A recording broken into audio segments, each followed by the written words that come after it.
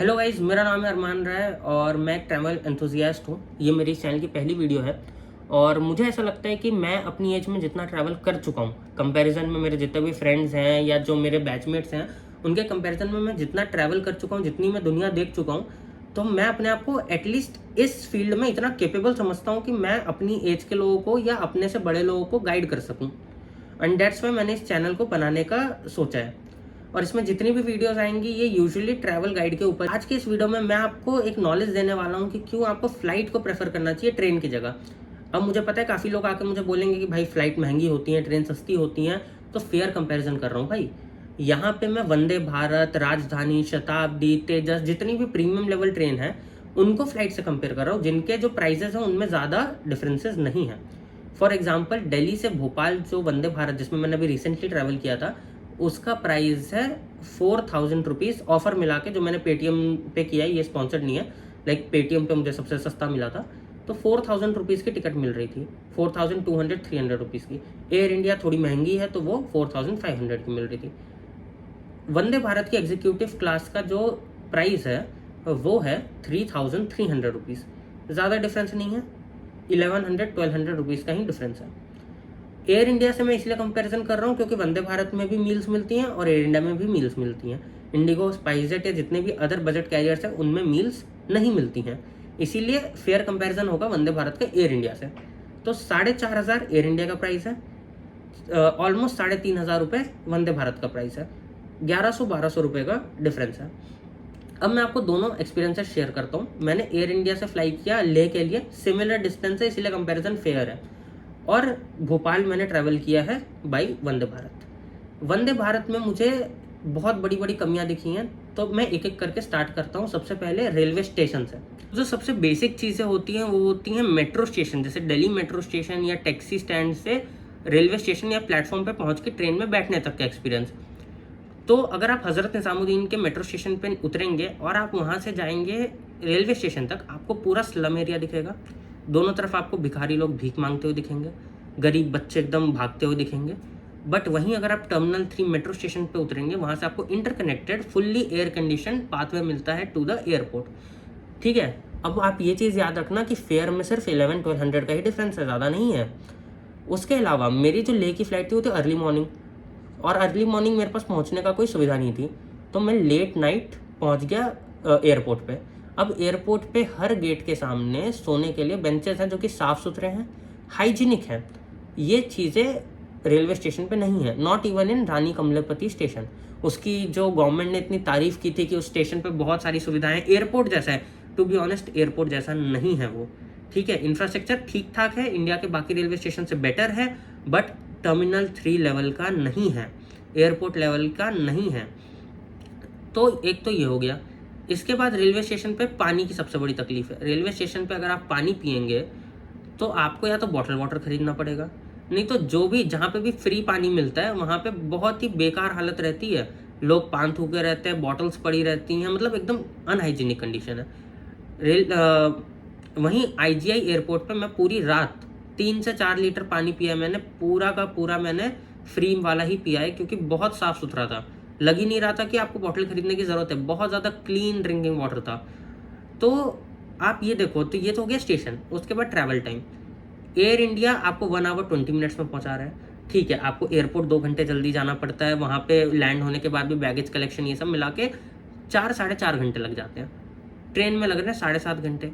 15 minute पहले भी आप स्टेशन पहुंचोगे और 15 मिनट भी निकलने में आपको लगेगा, तो आपको कम से कम 8 घंटे लगेंगे, तो टाइम भी एक्स्ट्रा लग रहा है। उसके बाद मील्स की बात कर लेते हैं। एयर इंडिया में जो मील सर्व होती है वो होती है ताज सेट्स की। अब ताज क्या है? ताज एक 5 स्टार होटल है। आपको अगर पता होगा, ताज पैलेस दिल्ली में भी है, मुंबई में भी है। ठीक है, तो ताज बहुत ही ज़्यादा लग्जरियस 5 स्टार होटल है इंडिया का, जहाँ से जिसके किचन में एयर इंडिया का खाना बनता है और वो हमको मिलता है। तो बेसिकली आप एक 5 स्टार लेवल का खाना, मतलब उतना हाइजीनिक खाना खा रहे हो इन एयर इंडिया। बट क्या वंदे भारत में या जितनी भी प्रीमियम ट्रेन है उसमें ये चीज़ें मिलती हैं? प्राइजेस सेम है, ऑलमोस्ट सिमिलर है, बट वहाँ तो बहुत अनहाइजीनिक खाना मिलता है। आपने सोशल मीडिया न्यूज़ चैनल पर देखा होगा। क्यों नहीं इंडियन रेलवेज ने JW मैरियट, लीला, ITC, रेडिसन किसी के साथ भी MOU साइन नहीं किया है? जब एयर इंडिया आपको 5 स्टार का खाना प्रोवाइड करा सकती है तो वाई नॉट इंडियन रेलवेज। फिर पानी फ्लाइट के अंदर फ्री मिलता है अनलिमिटेड, ठीक है। ट्रेन में आपको सिर्फ 1 लीटर की वाटर बॉटल मिलती है। मेरे को आज तक नहीं समझ आया कि एक बंदे को आप 7.5 घंटे के लिए 1 लीटर पानी दे रहे हो। मतलब हाउ इज दिस पॉसिबल यार, एक बंदे को कम से कम 2-3 लीटर पानी तो चाहिए होता है गर्मी के टाइम पे, और गर्मी के टाइम पे ठंडा पानी भी नहीं मिलता, वो अलग बात है। उसके बाद एम्पैथी ऑफ द स्टाफ। मैंने देखा है फ्लाइट के इन जनरल जितनी भी एयरक्राफ्ट में मैंने ट्रैवल किया है, नॉट ओनली एयर इंडिया, जिस भी एयरलाइन में ट्रैवल किया है, इतने अच्छे स्टाफ।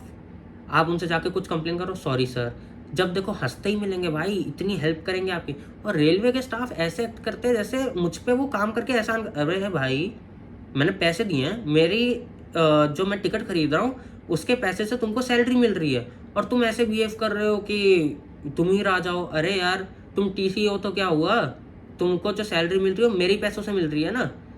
तो एंड वहाँ पे हर एक बंदे का, तुम रेलवे स्टेशन पे जाके देखना, टीटी हो गया, आपका कूली हो गया, आप वहाँ चले जाओ टिकट काउंटर पे चले जाओ, हर एक स्टाफ ऐसे बिहेव करेगा जैसे वो मेरे ऊपर एहसान कर रहा है काम करके, जबकि मेरे खरीदे हुए टिकट के पैसे से उनको सैलरी मिल रही है।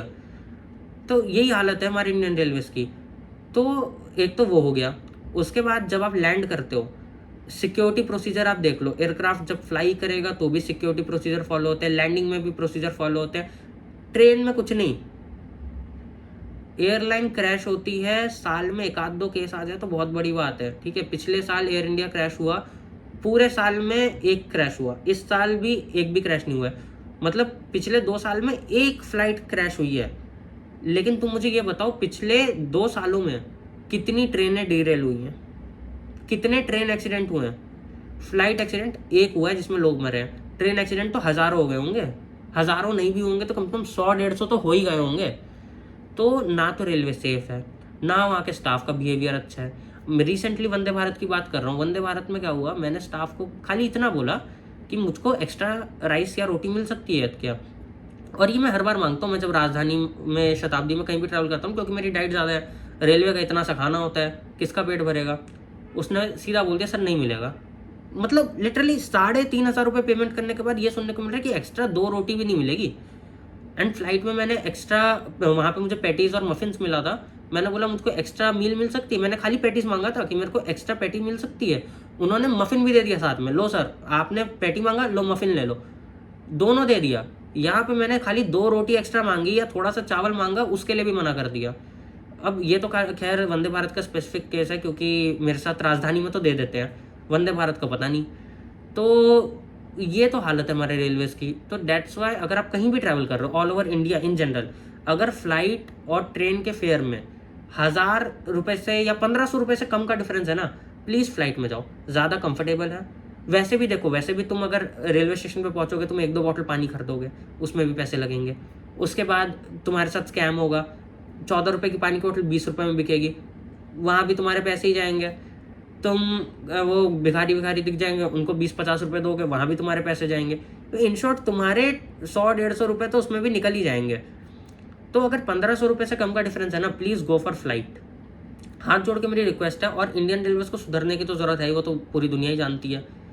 और एक चीज़ तो मेरा मानना है भाई, चीज़ों को प्राइवेटाइज करो, चाहे वो रेलवेज हो, BSNL हो, डिफेंस छोड़ के ना कोई ऐसी ऑर्गेनाइजेशन नहीं है जिसको प्राइवेटाइज करने की ज़रूरत नहीं है। लोग बोलते तो हैं कि मोदी सरकार जो है वो जॉब्स नहीं दे रही, चीज़ों को प्राइवेटाइज कर रही है, सैलरी नहीं दे रही, लेकिन कम से कम सुविधाएं तो अच्छी मिले हैं। वही प्राइवेट एयरलाइन आपको इतनी अच्छी सुविधा दे रहा है, ठीक है, वही सरकारी रेलवे आपको नहीं दे रहा, क्यों भाई। वही प्राइवेट एयरलाइन में जाओ आप, आपको हर एक चीज़ मिलेगी। आपकी कोई चीज़ छूट गई, आप कंप्लेन करोगे, आपके वापस मिल जाएगी। मेरे साथ एक इंसिडेंट नहीं हुआ था, मतलब मेरे पापा के जो फ्रेंड थे उनके साथ एक इंसिडेंट ये हुआ था कि वो नागपुर एयरपोर्ट पे अपना नेकबैंड भूल गए थे और वो फ्लाई करके चले गए नासिक। उनको जब नासिक लैंड हुए तब उनको याद आया कि नागपुर एयरपोर्ट पे उनका नेकबैंड छूट गया। उन्होंने मेरे पापा को कॉल किया, मेरे पापा ने जाके एयरपोर्ट पे बताया कि भाई नेकबैंड छूट गया। एयरपोर्ट पे नेकबैंड ढूंढ के एयरपोर्ट वालों ने दिया है वापस। क्या ये चीज़ ट्रेन में होगी?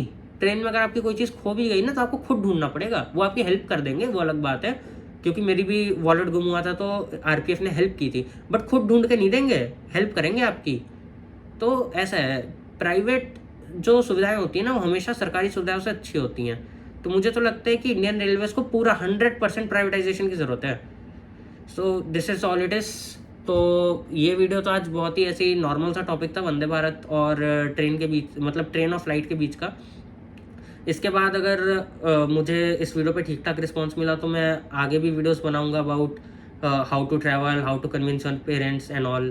क्योंकि पेरेंट्स को कन्विंस करना सबसे बड़ी बात है भाई, हमारे एज के लोगों के लिए पेरेंट्स को कन्विंस करना सबसे बड़ी बात है। एंड बजट ट्रैवल के ऊपर इसलिए बनाऊंगा क्योंकि हमारी एज के जो लोग हैं उनके सबसे बड़ा कंसर्न होता है पैसा। पैसा बहुत खर्च होता है, इसीलिए सस्ते में ट्रैवल करने के ऊपर भी वीडियोस बनाऊंगा। तो थैंक यू। अगर आपको वीडियो अच्छा लगा हो तो लाइक कर देना यार, आगे और भी कंटेंट लाता रहूँ।